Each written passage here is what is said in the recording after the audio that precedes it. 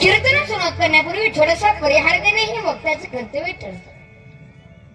ज्या ज्ञानवारांच्या तुकोबारांच्या पदस वर्षांनी पावून चाललेली महाराष्ट्र भूमी, या महाराष्ट्र भूमीमध्ये असणारा छोटस मोठस गाव महेदळे.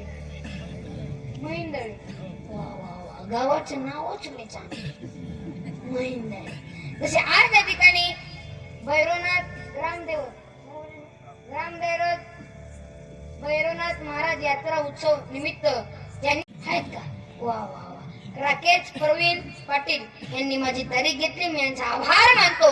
यांच्यासाठी जोरदार टाळी म्हणून वाजवाना टाळी असं थोडं. आणि तसेच ज्यांनी ही यात्रा सुरू केली म्हणजे पूर्ण केली, चालू केली, ते सर्वांचे लाडके प्रिय श्री शरद भीमराव खेरनार, श्री धनराज भीमराव खेरनार यांनी हे यात्रांची सुरुवात केली. यांच्यासाठी पण जोरदार टाळी वाजवा. मी यांचा आभार मानतो आणि पुढील कीर्तनाला सुरुवात करतो. असे सरपंच, उपसरपंच, आदी सरपंच, माजी सरपंच, पोलीस पाटील, चर्मसाहेब, नंतर मुक्ती अध्यक्ष आणि बाहेरगावून आलेले पाहुणे मंडळी, गायनाचार्य, मृदुंगाचार्य, टाळकरी, माळकरी, माझे आई बहिणी, भातदार, चोपदार, बेवडे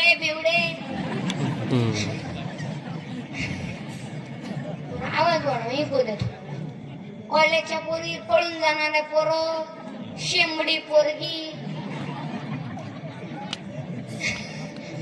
म्हणजे झाले का सर्व. म्हणजे उद्या कोणी म्हणे नको माझं नाव नाही घेतलं म्हणून, म्हणजे आधीच घेऊन टाकतो विठाल.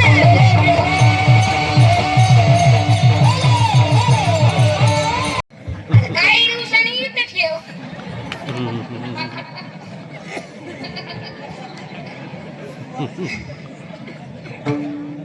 म्हणजे चपलीला सोनं लागत. काही चित्र तू सुटला नाही का. अय तू तू तू शेंबड्या हे बरे उठ. हा उठ. चप्पल इथं ठेवतो. घेऊन नाही इकडे.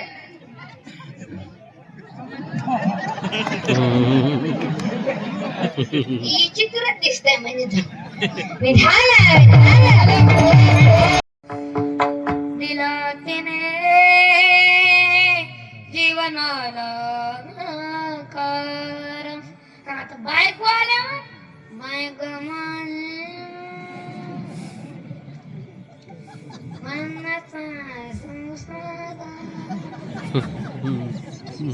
नाही ना. नवरा बायको म्हणलं ना भांडणं. पुरुष म्हणले बोलत चला भांडणं. टोपीवाले बाबा बोलत चला भांडणं असणारच. पण प्रत्येकाची बायको प्रत्येकाची वेगळ्या वेगळ्या पद्धतीने भांडणं करत असते.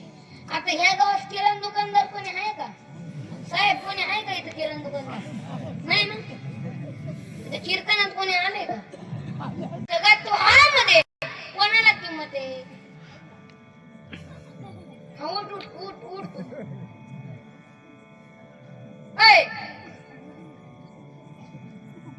उठ उठ. तू तू तू सुटवाला उठ ना. पर्या उठणार. वीपी वाला उठते तो वन साइड वाला तो काळ्या शर्ट वाला. उठ उठ उठ ना.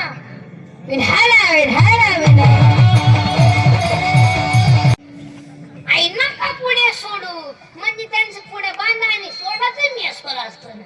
आता इथं नागूया का केस कापणारा? नावी आहे का? तुम्ही आहेत का? जमलं. आता नावेची बायको नाव्याला म्हणते तुम्ही माझा केसाने गळा कापला. कोणाची? नावेची. आता पेंटरची बायको पेंटर मध्ये तुमचं थोबाड्याच रंगी दे. कोणाची? पेंटरची. आता पकवानाची बायको पकवायला म्हणते नका कोणीवर थप्पा मारू. आता गायकाची बायको गायकाला म्हणते नका कोणी कडबी वळू. आता कीर्तनदाराची बायको काय म्हणते बघ.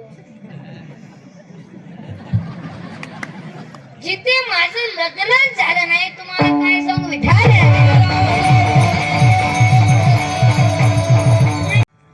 लई चित्र कीर्तन बसले मनुष्यांचे लई चित्र पोर यांचे कधीच नांदी लागत नाही.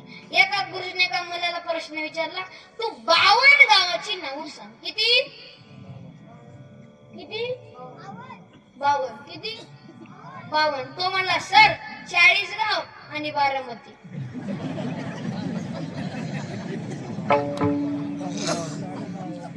झालं का भाऊ?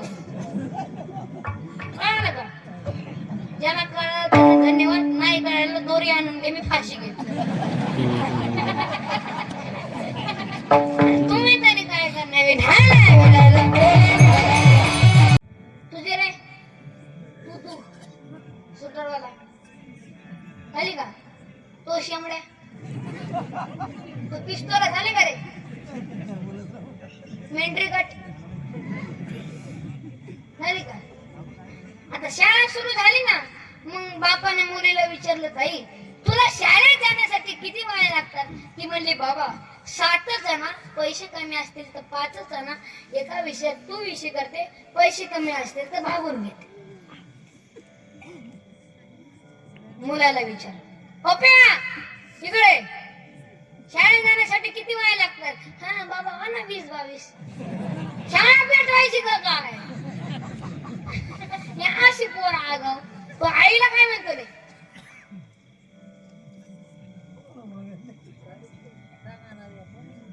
शेंबडे आईला काय म्हणतो?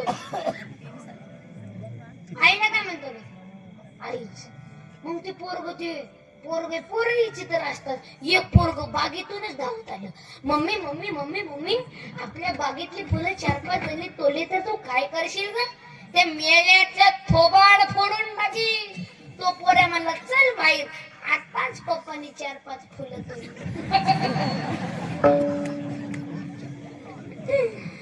अशी पोरं हिची तर वडलं की बारीक होत. वडलं की हा मी म्हणलं दावा वडलं की लांब होतं, हे करंटचं वायर वडलं की लांब होतं. मी म्हणलं वडलं की बारीक होत, मला नाही माहित. सोपं आहे बिडी.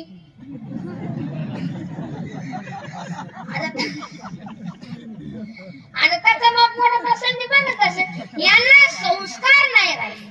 जिथं तिथं मोबाईल येऊन गेला. येडे झाले पोरं, येडे कुठं पण मोबाईल पाहिजे.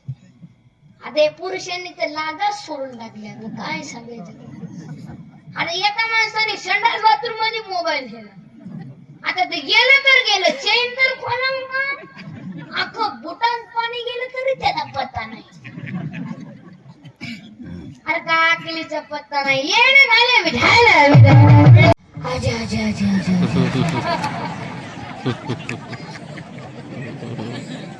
हसी बाबा.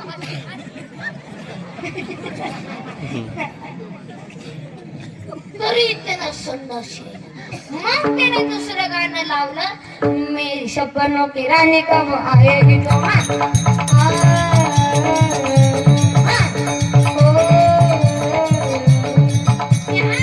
हनुमंतरायचं कुठे गावात आहे का? पुढे आहे का? मी म्हणत हनुमंतरायला विचारलं मारुतीला. आता तो पट्ट्या लंकेत गेलता ना, आपल्याला काय माहिती? आपण दुसऱ्याचा गाव जाऊन चूप असतो. गाव दुसऱ्याचे झपकीतील आपल्याला. ह्यो पट्ट्या तिचं नाव तिथल्या मालकाची दाढी दाढी हनुमंत.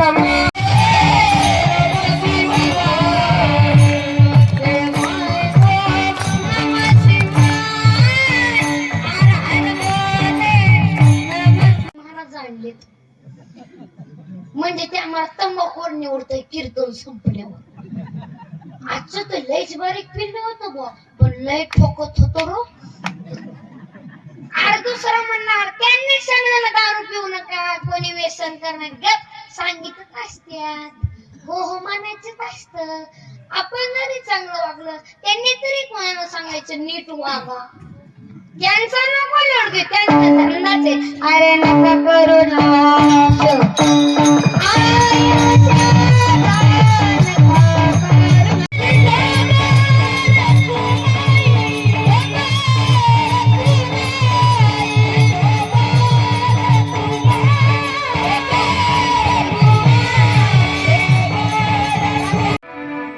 पण व्यसनाच्या आधी जाऊ नका.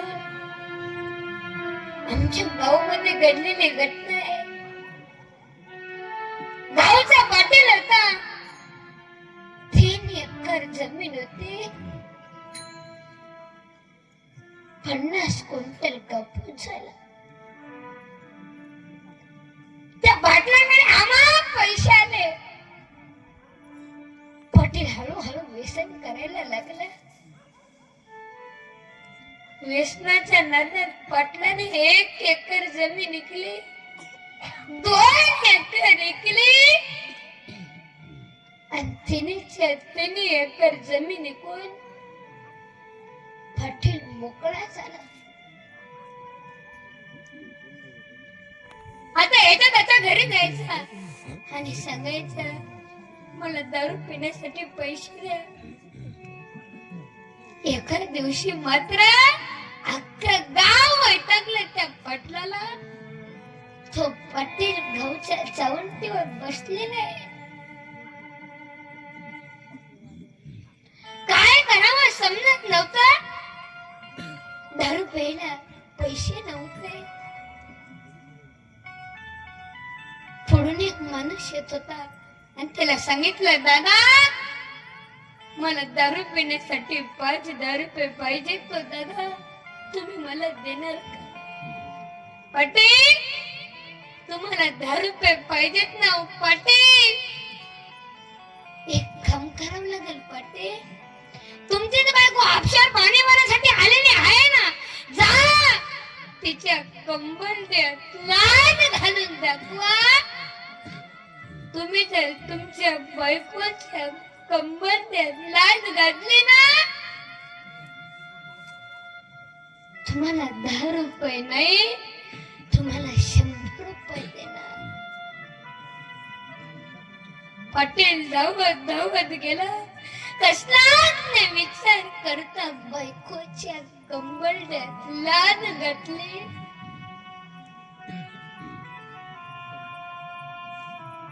बायको खाली पडली. खाली पडल्याच्या नंतर बायको बोलायला लागली, असं काय चुकलं होतं माझं? सांगा ना, असं काय चुकलं होतं माझं? आजपर्यंत माझ्या डोक्यावरचा पदर कधी खाली दिसून पडला नाही. सांगा ना, असं काय चुकलं होतं माझं? पाटलाला वाटलं की बर चौघात बोलतीस म्हणून पाटलाने आपल्या बायकोवरती हात उचलला आणि पाटील बायकोला मारायला लागला. मारता मारता त्या पाटलाचा हात जीर्ण झालेल्या साडीकडे गेला. भर चौकात पाटलाने साडी फाडली. ज्यावेळेस साडी फाडली ना, त्यावेळेस ती म्हणू लागली, देवा असं काय चुकलं होतं माझं?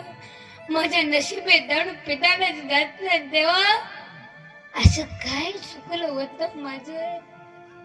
देवा आता मला जगायचं नाही. ती घरी गेली. घरी गेल्याच्या नंतर तिकडून 5वीचा मुलगा धावत धावत आला आणि सांगितलं, आई काय झालं गाई? आई सांग ना. आई आई आई काय झालं? आई सांग ना गाई. आई आई बाबाने मारलं का गाई? आई थांब, मला थोडं मोठं होऊ दे गाई. मी बाबाकडे बघतो गाई. आई लढू नको ना गाई. आई आई लढू नको ना. तिकडून 10 वर्षाची 4थीला असणारी मुलगी शाळेतून घरी आली आणि सांगितलं, आई आई काय झालं गाई? आई आई सांग ना. आई बाळांनो,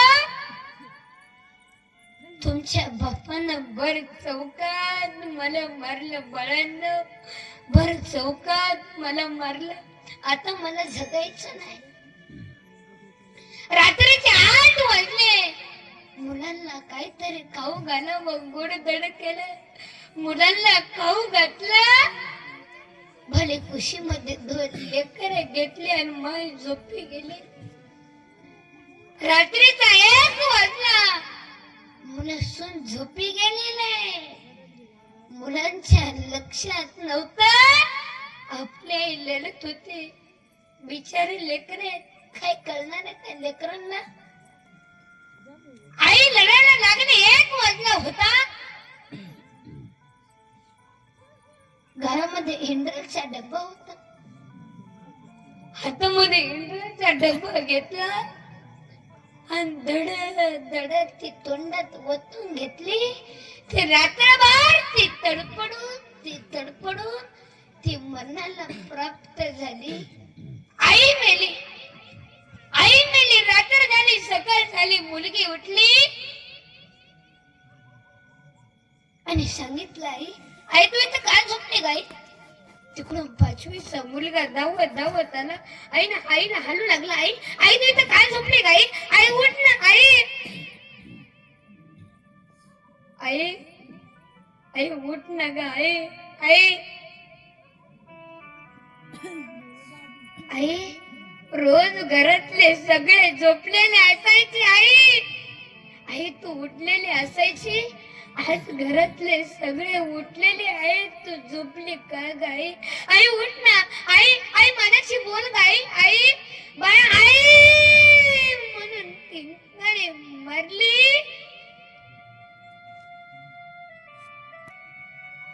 मुलांनी अगदी माना. आणि सासूबाई, तुम्ही सुनबाईच्या नावानं खडं फोडायचं थोडं बंद करा. तुम्ही म्हणाल हिचा बाप कसा साडीत दिलं पिसच राहिला. काही एवढे बेकार आहेत का आपण. तुम्ही उलट फिरायचं. तुम्ही म्हणायचं माझी सून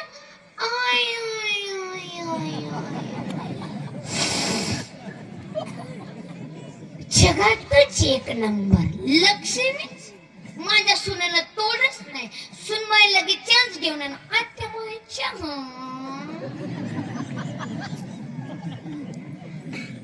जग लय आहे. फक्त गोड बोला. आणि म्हातारी बिलई काम करेल. सुना म्हातारी सर्व म्हातारे लई काम करतील. तुम्ही एक वाक्य जाणून ठेवा. तुमच्या घरी आले ना पाहुणे रावळे, तुम्ही एकच काम करायचं. आमच्या आत्याबाईला ना काम केल्याशिवाय करमतच नाही.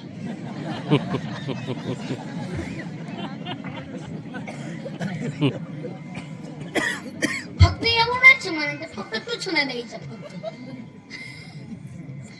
एवढंच म्हणायचं. उठलीच म्हातारी, घेतलीच भांड्या, निघालीच घासायला. म्हातारी म्हणली आधी साबण खाल्लास तरी, पण भांडी आरसाच आजपासून सुनबाईने सासूबाईला आई म्हण. आता घरी गेला काय. आता काय किती सोपं आहे. आई. आणि तुम्ही बघा त्या बाई किती मोठा शब्द. आई म्हणा ना. तुम माझ्या ते बाई नाही.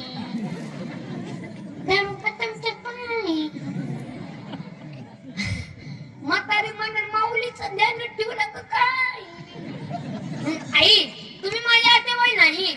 मला जन्म दिलेला आई फक्त 18 वर्षापर्यंत. आणि तुम्ही माझी आई तुम्हाला कवळा शिवेपर्यंत. म्हातारी म्हणते बाया दुसऱ्याचं लेकरू आलंय. सासऱ्याला बापासारखं प्रेम करता, सुंदर संसार करता, मला बी आई म्हणता. आणि तू कशाला चपात्या करती. ओके बाजूला मी आहे ना. ओके जाम.